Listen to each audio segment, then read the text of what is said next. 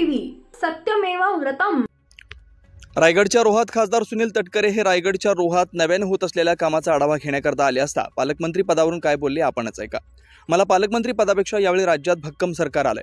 केंद्रामध्ये आणि एनडीएमध्ये आम्ही आहोत। पंतप्रधान मोदी साहेबांची 3 वेळा भेट झाली। त्यांनी मला आश्वस्त केलंय कोकणाच्या विकासासाठी राज्य सरकारकडून घेत प्रस्ताव येतील त्यांना भारत सरकारकडून निधी उपलब्ध केला जाईल। राज्य सरकार 234 संख्याबळाचं राज्यात सरकार आहे। सरकारकडून रायगड जिल्ह्याच्या व कोकणाच्या विकासासाठी अधिकाधिक कसा निधी आणता येईल याचा माझा प्राधान्य आहे। पालकमंत्री पदाचं प्राधान्य माझ्या नजरेसमोर नाही। माझा अजेंडा रायगड आणि कोकणचा विकास हाच आहे। की पालकमंत्र्यांची प्रतीक्षा कधीपर्यंत संपेल?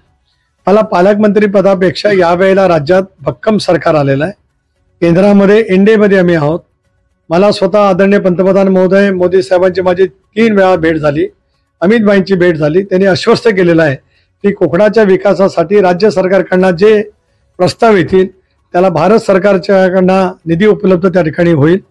राज्य सरकार आता 234 संख्याबळाचं राज्य सरकार आहे।